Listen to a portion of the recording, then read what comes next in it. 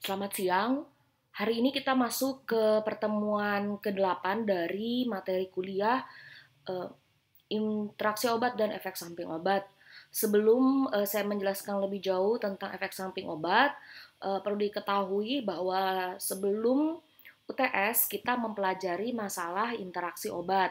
Namun setelah UTS berlangsung, maka di pertemuan ke-8 sampai pertemuan ke-14 ini kita akan membahas pendahuluan efek samping obat.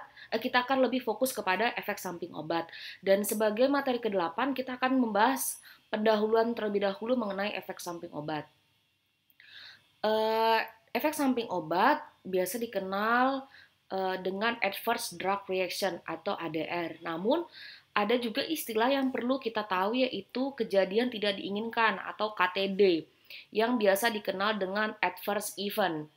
Dalam hal ini, WHO mendefinisikan bahwa kejadian tidak diinginkan atau KTD ini adalah setiap kejadian medis yang tidak diinginkan yang terjadi selama terapi menggunakan obat tetapi belum tentu disebabkan oleh obat tersebut. Jadi ini adalah kejadian yang pasti tidak diinginkan dan terjadi karena pemberian obat. Namun yang terjadi selama pemberian obat namun belum tentu karena obat tersebut. Nah, efek samping obat atau adverse drug reaction ini didefinisikan oleh WHO sebagai sebuah respon terhadap obat yang merugikan dan tidak diinginkan dan terjadi pada dosis yang lazim atau yang biasa yang digunakan pada manusia untuk pencegahan, diagnosis atau terapi penyakit dan untuk modifikasi fungsi biologis. Jadi bisa kita maknai bahwa efek samping obat ini terjadi bukan pada dosis yang tinggi. Kalau dosis yang tinggi namanya toksisitas. Tapi pada dosis yang lazim, maka jika terjadi efek yang tidak merugikan dan tidak diinginkan, maka itu adalah efek samping obat. Efek samping obat ini merupakan bagian dari kejadian tidak diinginkan atau KTD. Ya, jadi ada KTD atau adverse event, ada ESO. Nah, ESO ini merupakan bagian dari KTD, kejadian obat yang tidak diinginkan, yang dikaitkan dengan suatu obat dan sifat biologisnya. Perbedaan jelas antara KTD dan ESO adalah bahwa ESO dapat terjadi meskipun diberikan pada dosis yang tepat. Sedangkan KTD dapat dihubungkan dengan pemberian obat yang tidak tepat dan faktor perancu lainnya yang mungkin muncul pada saat penggunaan obat namun tidak harus disebabkan oleh farmakologi obat tersebut. Jadi ini kaitan antara ESO dengan KTD yang jelas ESO merupakan bagian dari KTD. Oleh karena itu kita dapat menyimpulkan bahwa efek samping obat adalah cedera akibat intervensi medis yang berkaitan dengan penggunaan obat dan sering terjadi pada orang dewasa tua. Di mana ketika kita tahu bahwa efek samping obat ini terjadi lebih dari 90% pada orang dewasa dengan umur di atas 65 tahun yang minum obatnya lebih dari satu obat per minggu. Di mana di antara 90% ini 10-20%, 25%-nya mengalami kejadian ESO. Kejadian ESO ini terjadi 3,4-7% dari jumlah pasien masuk rumah sakit dan sekitar 28% dari dapat dicegah seharusnya.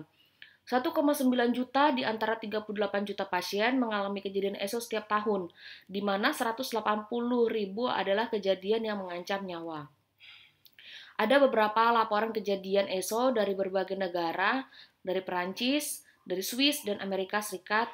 Nah, di sini kita langsung aja ke intinya aja ya. Jadi ESO itu diperkirakan mempengaruhi 10-20% pasien rumah sakit. Jadi kalau Anda lihat di sini angka-angkanya itu sekitar 14,7%, 17%, 20%. Ini nih gambaran ya bahwa memang ESO itu perkiraannya tuh 10-20% pasien rumah sakit dan bertanggung jawab untuk sekitar 3-5% dari kedatangan pasien yang berobat ke rumah sakit. Artinya ESO ini dapat terjadi pada 10-20%. Tetapi alasan pasien masuk rumah sakit yang masuk berobat ke rumah sakit itu 3-5% ini gara-gara ESO. Sebuah survei secara acak menemukan sekitar 80% dari orang dewasa menggunakan beberapa jenis obat selama periode 2 minggu di Inggris.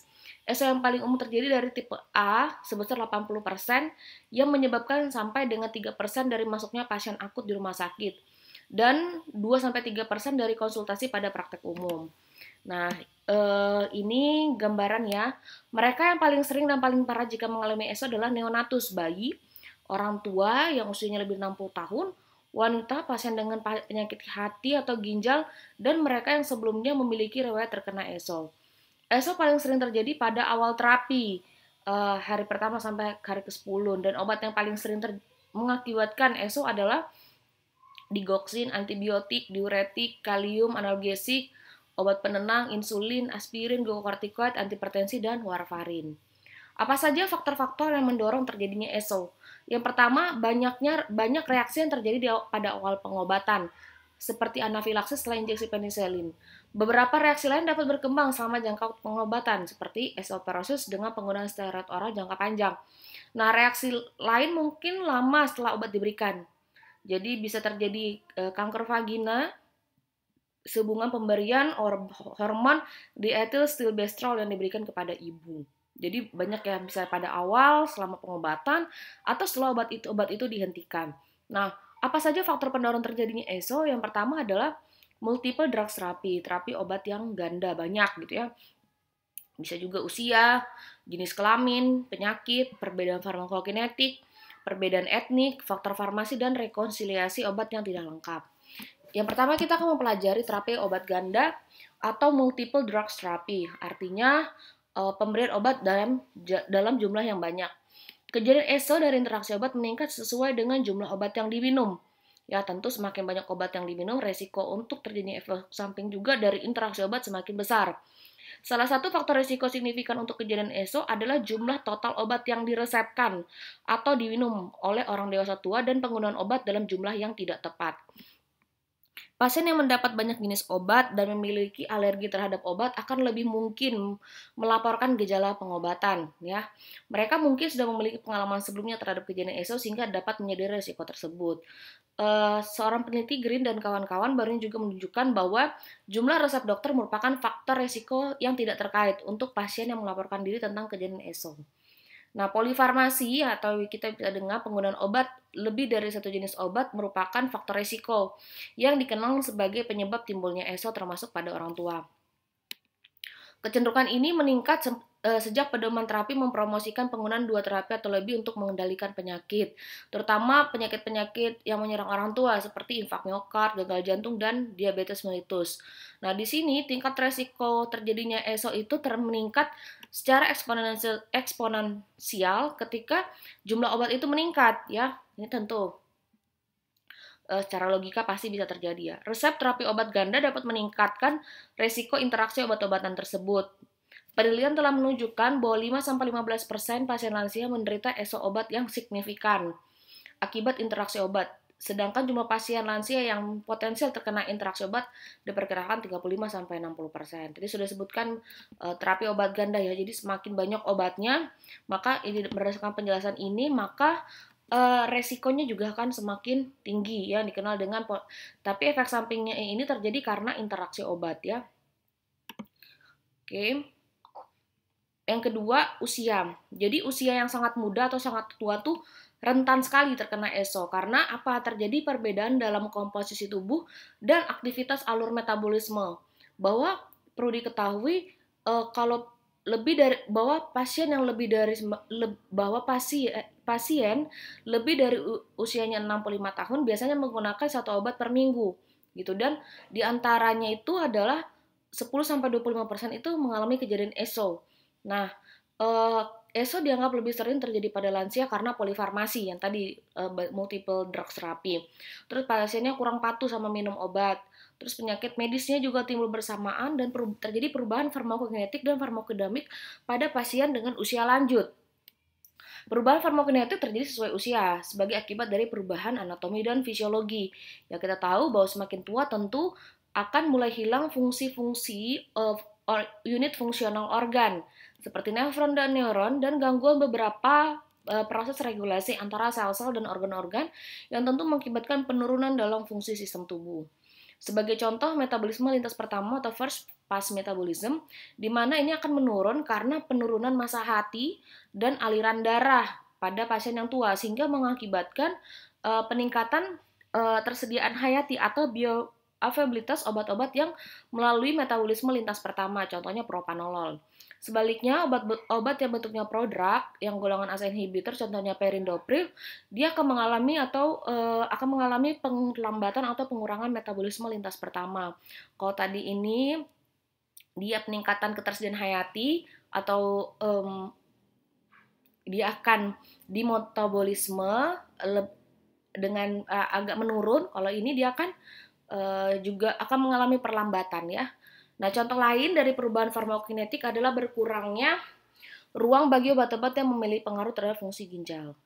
Jenis kelamin. Nah, perempuan tampaknya ini lebih beresiko ya terhadap ESO dibanding dengan pria karena karakteristik pasiennya yaitu di sini adalah saya langsung cari aja nih pertimbangan alasan ini. Hal ini mencakup perbedaan persepsi tentang ESO, farmakologi ESO, perbedaan kinetika seperti volume distribusi yang mengarah ke jenis kelamin terkait dengan perbedaan dalam rekonsiliasi obat, serta polifarmasi dan perbedaan hormonal antara pria dan wanita, yang mengakibatkan wanita lebih berisiko terjadinya ESO. Nah, resiko ESO yang menginduksi torsade pointes, ini biasanya efek samping pada jantung ya, dikaitkan dengan jenis kelamin perempuan.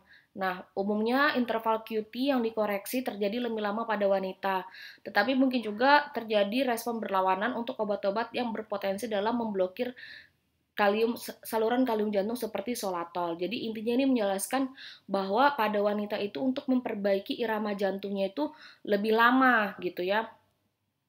Tapi ini bisa juga karena adanya respon yang berlawanan terhadap obat-obat yang memblok saluran kalium jantung seperti tadi obat anti aritmia ini. Nah, adanya perbedaan jenis kelamin ini juga dikaitkan dengan pengaturan saluran ion oleh hormon steroid yang banyak didominasi oleh wanita. Sebuah studi percobaan yang meneliti disfungsi seksual pada pasien depresi yang diobati dengan selektif serotonin reuptake inhibitor menimbulkan pertanyaan menarik tentang persepsi gejala yang berhubungan dengan kondisi dan efek samping. Pada umumnya para perempuan ditemukan mengalami peningkatan fungsi seksual setelah diobati dengan selektif serotonin reuptake inhibitor. Dia biasanya mengalami disfungsi seksual yang lebih besar karena setelah pengobatannya. Adapun efek samping pada fungsi seksual yang dialami pasti diikuti oleh efek positif yang terkait dengan perlakuan pengobatan terhadap depresi. Sementara itu, fungsi seksual pada pria memburuk secara signifikan sebagai hasil dari pengobatan. Jumlah orang yang diteliti memang sedikit, tetapi mereka mencerminkan perbedaan dalam respon penyakit atau pengobatan serta persepsi terhadap efek samping yang terjadi di antara pria dan wanita. Berikutnya adalah penyakit. Penanganan obat dapat diubah pada pasien yang mengalami gangguan metabolisme, seperti gangguan kerusakan hati dan ginjal. Nah, penyakit ini tentu membutuhkan terapi yang banyak biasanya, terutama penyakit-penyakit degeneratif yang bisa mengubah farmakokinetik obat, sensitivitas jaringan atau respon terhadap suatu obat yang tentu memiliki resiko terjadinya ESO. Artinya, penyakit bisa mengubah penyerapan obat, metabolisme, eliminasi, dan respon tubuh terhadap obat. Berikutnya adalah perbedaan farmakokinetik. Obat memiliki resiko efek samping pada saat terjadi perbedaan farmakokinetik dalam tubuh. Perbedaan ini antara lain peningkatan toksitas dari obat karena pengaruh genetik, misalnya perbedaan dalam aktivitas enzim, dan adanya pengaruh lingkungan.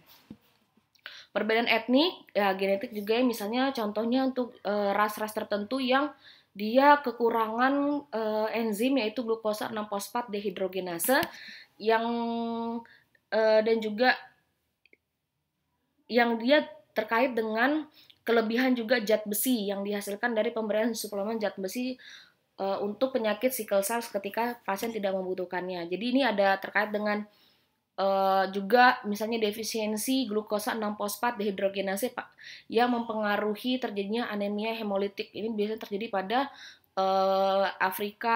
bangsa Afrika, Yahudi, Irak, Kurdi, dan golongan Mediterania serta Filipina, tetapi jarang pada ras-ras lain, di mana kekurangan enzim glukosa 6-fosfat dehidrogenase ini akan meningkatkan risiko ESO. Faktor farmasi dalam hal ini adalah perbedaan farmakokinetik, di mana terkait proses melalui obat yang diserap, didistribusikan di metabolisme dan dieliminasi yang dihasilkan dari perbedaan pengiriman dan reaksi terhadap eksipien obat, yaitu agen pengikatnya kah, ataukah pelarutnya, atau antibakterinya.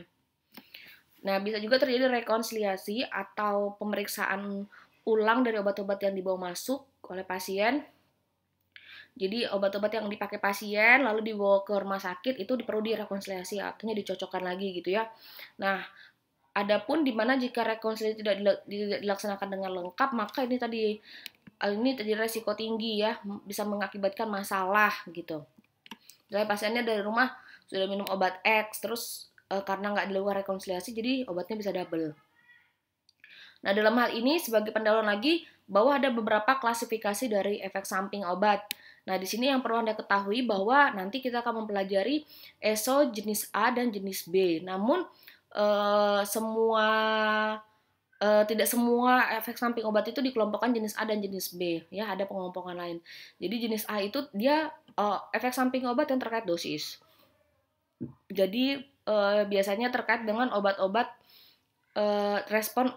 terkait dengan farmakologi obat, respon farmakologi yang berlebihan.